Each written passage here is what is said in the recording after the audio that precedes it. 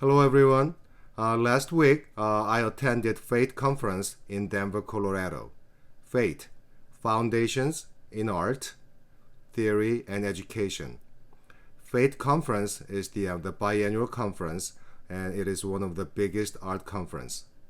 And then I had an opportunity to present my experiences with other faculty members. So here's the other footage of my presentation, and I hope you enjoy it. Okay, I'm Jong-Kim. Can you hear me back there? Okay. And please understand me that since English is not my primary language, when I speak louder, sometimes my voice cracks. My students know that. It doesn't happen in Korean. But anyway, I've been teaching graphic design at Plymouth State University in New Hampshire. And then I normally teach the junior and senior kind of upper level classes. And then we were experiencing the kind of little kind of hard time in terms of numbers of students kind of going down. And then, and so I don't know, you may experience kind of the same thing. So we talked a lot, every kind of faculty meeting, how to survive on campus, that type of things. And then also I got a lot of requests from the other faculty members, from the business major, criminal justice, and nursing. And then they told me that my students want to take the, some graphic design course, Photoshop, Illustrator, and then, but we had a lot of a pre-req.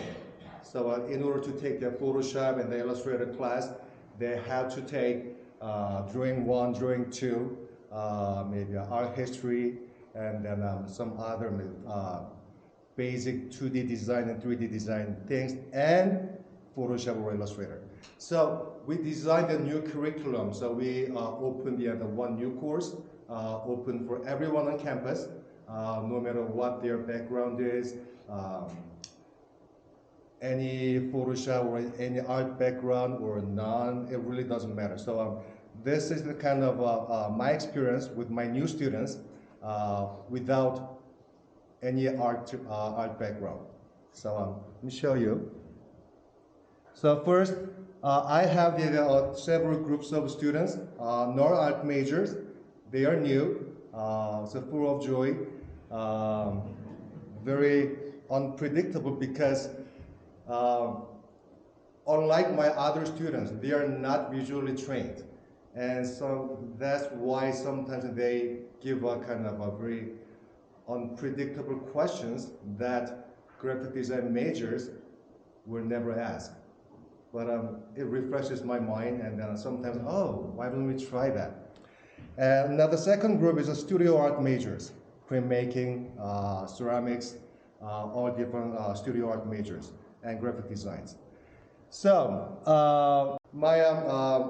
the class with the non-art major students, we talked about their graphic designs, and then I have a list of a class project, but always at the very beginning of the semester, I ask them first, hey, what do you want to do? What social media are you doing? And then I found that most of them, they don't do Facebook. They do Instagram, TikTok, two major things, and then what do you upload it? And then I followed a few students, and they followed my account, and then most of them, they upload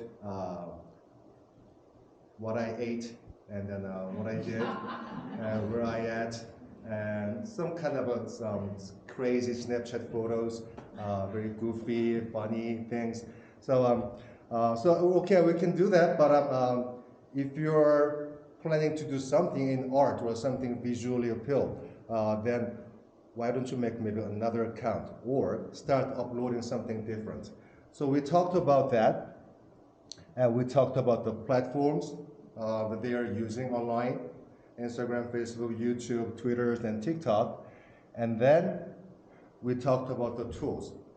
So Adobe Illustrator, Photoshop as a kind of basic kind of image preparation tools, and then media encoders, Adobe Animate, After Effects, and Premiere. So these things are kind of a main tools I've been teaching for my junior and the senior year students.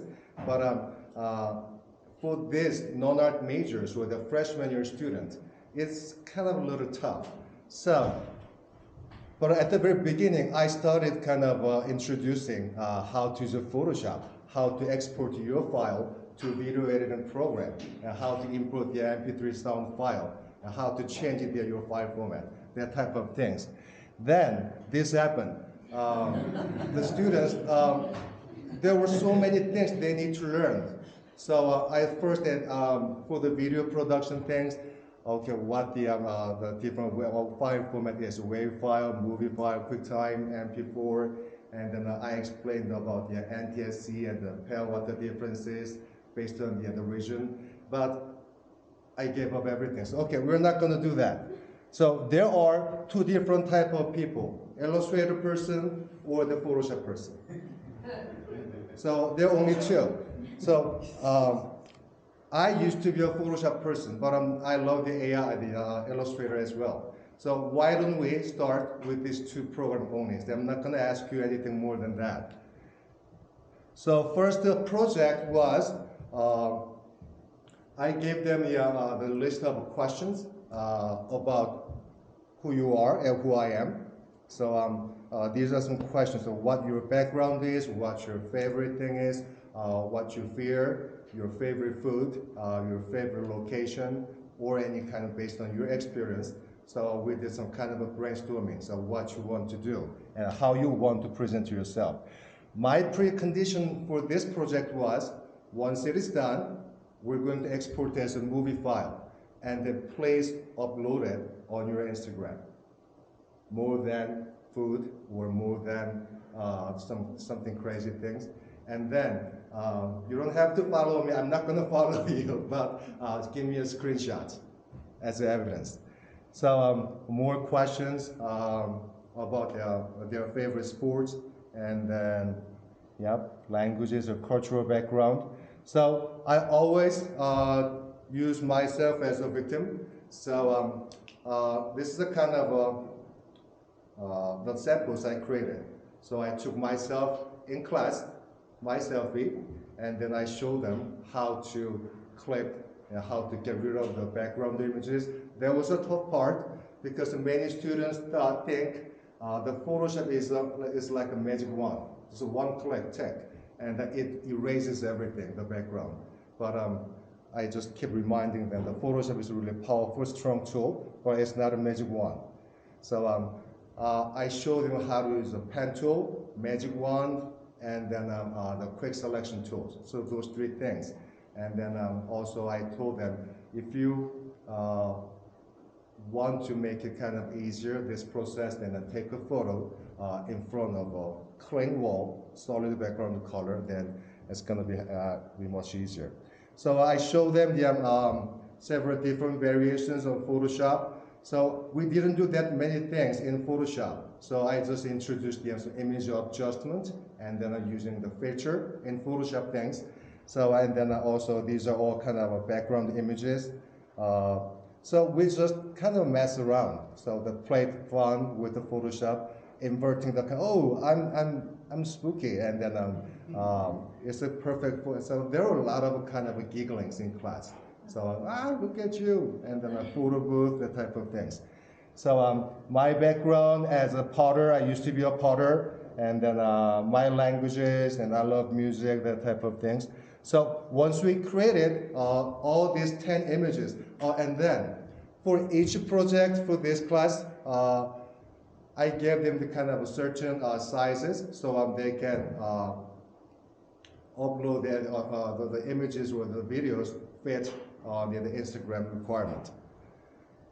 Okay, so we jumped into the Photoshop file, combined all 10 images into one, and then the first one was we created as the frame animation in Photoshop. So the kids, the students, many kids were kind of surprised. Oh, can you make a video in Photoshop? So yeah, we can do that. So the final project was this.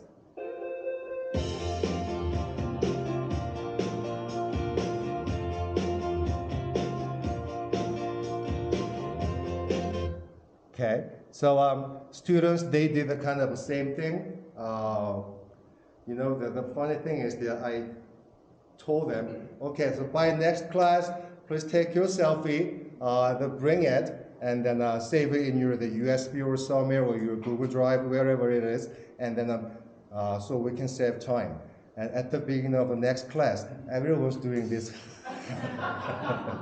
Okay, I told you to do that before this class.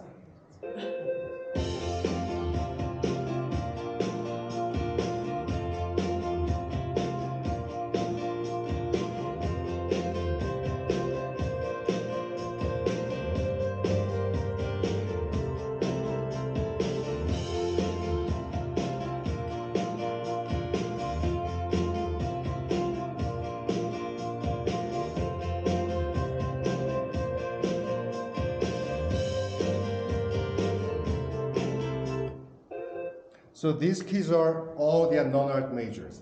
So business, marketing, criminal justice, nursing, English, and music. So they have one or two students. They have some experience in high school for their yearbook editing. So that's all. So the next project was this for the graphic design student, intro level, so sophomore year. So our curriculum in graphic design, always we teach the typography things. So how to use the type numbers and some history of that. So also for this one, Instagram was my precondition. So once you're done, upload it onto your Instagram rather than just the food or something else. Okay, so we created 10 different, the set of the 10 different typographic patterns in Illustrator and exported as a JPEG file for each pattern and combined in Photoshop. We did a kind of the same thing, frame animation in Photoshop. Then we combined. So this was the kind of little tough part for me to explain about the video, what the frame rate is, different kind of a code, and then different preset, different file format. But since they are graphic design majors, I explained this a little bit more than non-art major students. Then this is what we have.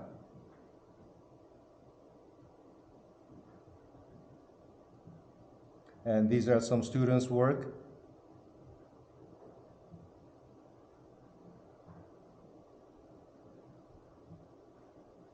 Okay.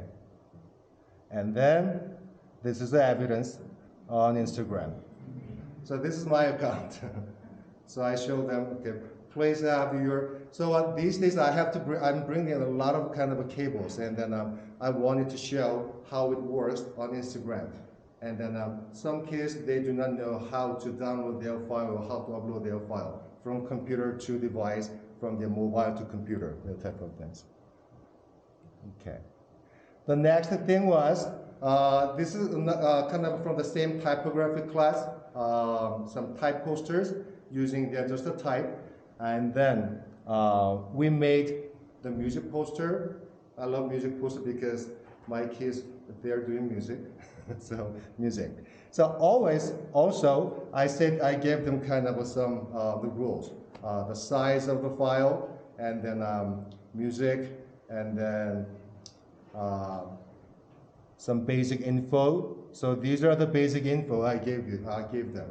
The title of the concert, and then who's coming, and then where it happens, when, and then some other kind of some misinformations.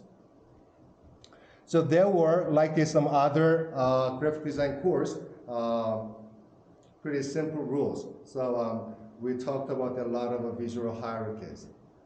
Can be done by the proportions and the positioning and the directional angle, and then the contrast.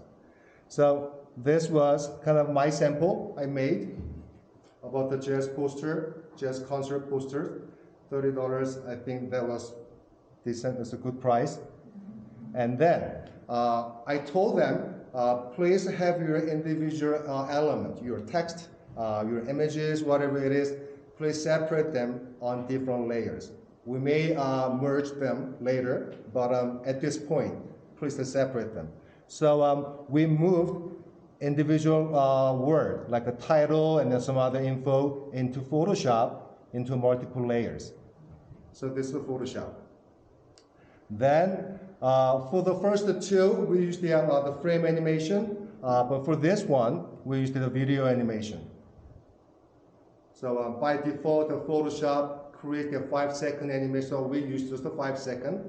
And then one of my challenge was explaining what keyframe means in video and animation program, because so I used a lot of kind of things. So I throw the kind of I trust the papers to the back of the classroom, and so I'm point A, you are point B. So I'm the first keyframe, you're the second keyframe, or departure and the destination, point A, point B. So anyway, you're going to need to have at least 2 keyframes, where to start and where to end, something like that.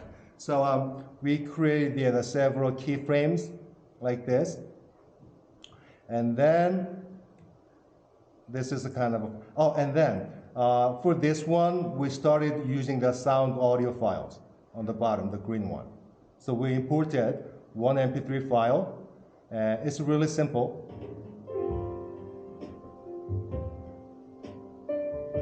It's jazz. Okay. And then next, I planned this one to do this project for the little kind of upper level or at least the graphic design major students. But I tried this last week with the criminal justice majors, nursing majors, business majors, and they made it. So that was, first we tried to make some kind of a logo, like, or the symbol. Kind of very simple, geometric, and then some like a monogram style logos. And then most of the students, they really have no ideas, they have no experience with that. So we just made kind of one simple ones using the Adobe Illustrators. And then I'm a big fan of the shape builder tool. So we created some kind of a little lettering things like white space, N and F, negative space. And I show them how to create the letters using these techniques. So we created this symbol in Adobe Illustrator first, then moved to Photoshop, creating the multiple layers, applied some texture on it using the Adobe. So this was kind of all combined, kind of a lot of things combined into this one project. So Illustrator, Photoshop, adding some textures, and then embossing, debossing, drop shadow. And the one more thing was, we wanted to have some kind of some other elements. So this is one of my favorite websites, brushlovers.com. And then we downloaded one brush set of clouds. So same way, like a jazz poster design, we created multiple layers. So background layers, logo layers, text layer, and then on the top, that's the cloud layer. And we added a sound. The sound resources, since everyone has a Google account, they have access to the Google YouTube Studios, the sound library. So that's the one we were using. And then also the Pixabay or some other the free sources. So this is the final product.